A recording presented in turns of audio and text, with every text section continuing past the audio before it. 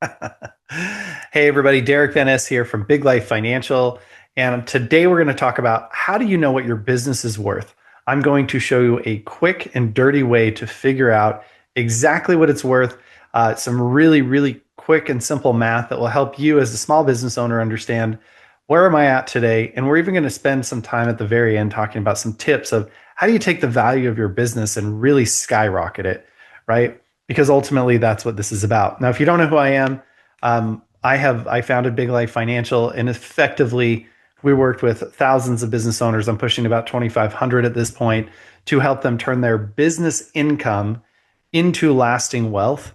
And I've saved clients over 50, pushing $60 million in taxes. We've helped them transition a lot of that, be more efficient with money and all the other things, but effectively turning your business into a wealth building machine. And a big part of that is knowing what it's worth. So if you've ever asked yourself, what is my business worth? Or how do I figure out what my business is worth? Today's video is for you. So going to show you really quick here. We're going to do a quick whiteboard session. We're going to do a couple of things that we need to define for you. If you don't know what these things are, then we're going to break it down. And if you do, just hang with me here. So the first thing is you have to understand when you go to sell your business, it's only worth what someone's willing to buy it for. What do business owners want to buy? They want to buy profit, and they want to buy predictable profit. So how, as a seller, do you determine what your business profit is worth? So the first thing you need to know is there's a term called EBITDA, right? Earnings before interest, taxes, depreciation, and amortization, right? So how much money did you bring in before you get all these tax breaks, essentially? This is like the real profit of the business, right? Not the taxable income after you depreciate everything and write everything off, but like, what did you really take home? This is what people who are going to buy your business are most interested in, is how much money does it really make, right? So you got to know that number. And then we're going to look at your industry, and there's going to be what's called a multiple for your industry, right? And a multiple is, let's say your business makes $500,000 a year.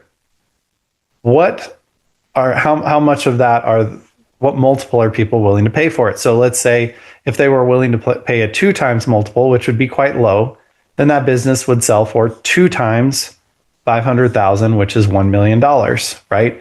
If it was a 3 multiple, you'd get 1.5 million. 4, you'd get 2 million. You get the picture, right? So industries, different types of industries have what's called a multiple range, right? And so let's say a typical multiple range is 2 to 4x, or 2 to 4 times your EBITDA, right? For today's example. Now, a simple way to do this, you can just Google your particular industry. Just Google, valuation multiple for dental practices, or valuation multiple for microphone manufacturers, or whatever you guys do. It will help you to understand that. So we've got that, and most people understand this. You take your profits times your multiple, and you get the valuation. The question is, where do you fall in this range? The difference between a 2 multiple and a 4 multiple is the difference between $1 and $2 million in this case, right? And how do you even increase that multiple? So now we're going to talk about how do you do that. I'm going to give you a simple way. We're going to go through the 4 what are called intangible capitals, right? Now, intangible capital means these are things that are valuable, they're worth money, like capital, but they're intangible. In other words, that you don't see them on the spreadsheet, right? So we're going to go through these one at a time. So the first one is your human capital. So human capital is, how good is your team? How good are your employees? Right? Are they reliable? Are they predictable? Do they know their stuff? How much management do they need? How good is your leadership team? How deep is your bench, right? If you pull yourself out of the business, how good does it run from a human perspective without you, right? And I want you to rank yourself from 1 to 10, right? If you're really crappy, your team really relies on you, and you're always having to replace people, you have lots of turnover, you might only be a 4 out of 10. If you've got a team that is really predictable, they do a great job, it could run without you and you don't even ever need to really be there, you might be a 9 out of 10, right? So pick that number for you. I want you to write that down. Okay. Next thing is going to be your structural capital. So this is your systems. How well documented on a scale of 1 to 10 are the systems in your business? So I'm going to use on the human capital. Let's say we're a 7, right? It's pretty good. Company still needs me, but not all the time. It could work without me. That might be an example. Structural capital is our systems. Are things documented? When we hire new people, do they get to just plug right in? How consistently do we get a result? How predictable is it? How good are your systems? So let's say our systems are not so great. So we're a 5, right? On the structural capital. The third one is customer capital. So there's a couple components to this. One is, who are your customers, right? Are they people who are easy to work with or hard to work with? But a big one here is, if you have one huge customer, right, that's worth 80% of your income comes from one customer, this is bad. You don't want this.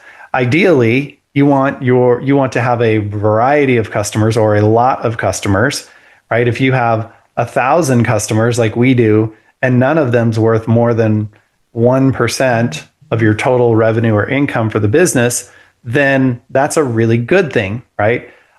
If you have ideal customers that pay premium prices and don't argue and don't cause trouble, then that would be a very good thing. If you have customers that are really tough to work with and your collection rates are really low, or you're always having to send people to collections, or really work with people on things that make it very difficult, then maybe you're lower. So on a scale of 1 to 10, how good are your customers? Let's say we've got good customers who are easy to work with, they pay on time, and there's a lot of them. Maybe we're an 8 out of 10. And then the fourth one here is your social capital, right? So social capital is, what's your reputation? Do you have good reviews on Yelp or Google? How are you viewed in the local community? How many people in the local community know you? Are your signs everywhere because you're supporting the local sports teams, and the football team and the baseball team and the dance team and all of that. Everybody kind of knows who you are. Or are you relatively unknown, or do you have bad reviews online? So give yourself a rating from 1 to 10. What's your social capital? How does the world see you? What's your relationship if you do things with the city? What's your relationship with them? What's your relationship with your vendors? Do lots of people love to work with you and they're lining up and you have lots of options? Or are you pretty hard to work with and don't have a great reputation to work with? And let's say on this one, we're a 6. Okay. So now we've ranked ourselves in these 4 intangible capitals. And listen, you can go deeper into each one of these, but I want you to be as honest as you can. It's really easy to go, oh yeah, 99999 or 11111. Really try to think through this on a scale of 1 to 10. On human capital, how much does the business depend on me, and how good is my team without me? Structural capital, how good are our systems and our processes and the software we use? Could it be improved? How does that compare to Amazon or Google or a top ranked company, right? And then we went through customer capital and social capital. So we're going to take these numbers, we're going to add them up. In this case, 12, 20, 26 out of 40, right? 40 is the total top you can get. We're going to take whatever this number is, 26, and we're going to divide that by 4. So that gives us the average of these 4 things, right? And so that's going to be 6.5 is going to be our average here. So at 6.5, what you can do is you can come back up to your multiple range up here, right? And you're going to look at, where do I sit on that scale? So let me break that down for you. On a scale of let's say 2x on one end, and just for the sake of illustration, 5x on the other. Obviously, if you're a 10 on everything, you would be here. If you're a 1 on everything, you would be here. Here's a 5. So at 6.4, or 6.5, we're somewhere in here on the scale, right? So if we look at this and go, okay, I make $500,000 a year. The business makes $500,000 a year times 5, right? Which is the top of that. That's going to be times 5, $2.5 million, right? And this is where you might need to get out your calculator and you can say $2.5 million times 65%, right? Because this is 6.5 out of 10. So that's 65% of that value. So if I pop up my calculator here real quick, we go 0.65 times $2.5 million. So 1.625 is where you're going to end up here, right? So this is a quick and easy way for you to evaluate. Now, what we can see from this is, okay, I'm worth $1.6 million right now, but my high end is 2.5 million. How do I get more of this? The simple part is you go back in and you look at your team. How good is your bench? How good does the business run without you? What do you do that no one else can do? Or maybe you get the perfect team and everything runs well. Look at your structural capital. You know, how good are our systems? How easy are we to work with? How fast and efficient are we? When we bring new people in, do we have systems to get them up and running? Do we make it easy for them to be good at their job? Can we take a C+ player and let them perform like someone who's an A or A- player because our systems are so good? How good are our systems?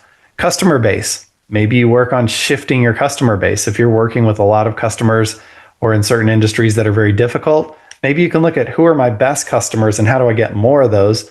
Who are my not so great customers and how do we get rid of those?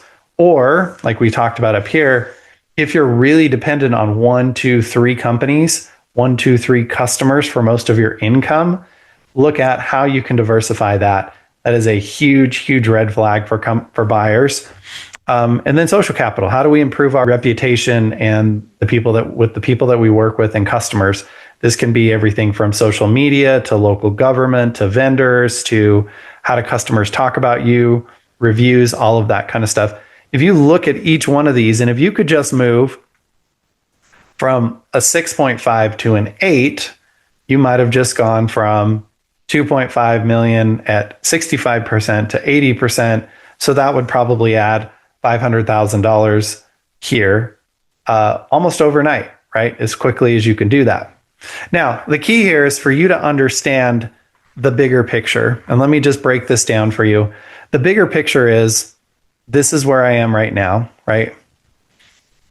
You need to know, where do I want to be in the future? What do I want my financial picture to look like, my retirement picture to look like?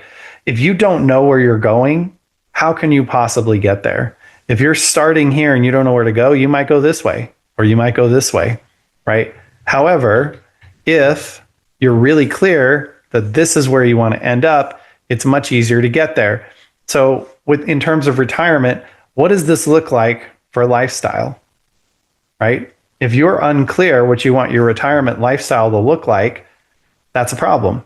Once you determine that lifestyle, like where do I want to live? How do I want to live? How do I want to spend my time? What types of things do I want to do? What difference do I want to make in the world? Entrepreneurs aren't generally the kind of people who sit in a rocking chair in front of the house. So you got to ask yourself, what do I want my life to look like? What is it going to take to fund that? How much money do I need? Most people, when I talk to them, have zero idea how much it's going to take. Do you need to get maybe $1.6 million will get you there, although in today's world, it doesn't go very far. Maybe 2.5 will, but maybe you need $10 million to get where you want to go. If $10 million is the goal, now you've got something to shoot for and you know how to aim your efforts, right, to get there. So you got to know what you want to do.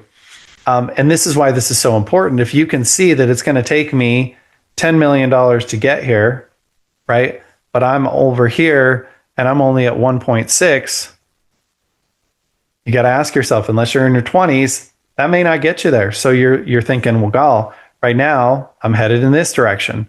I need to course correct and head in this direction. What do I need to do to increase the business of my value and my own personal wealth?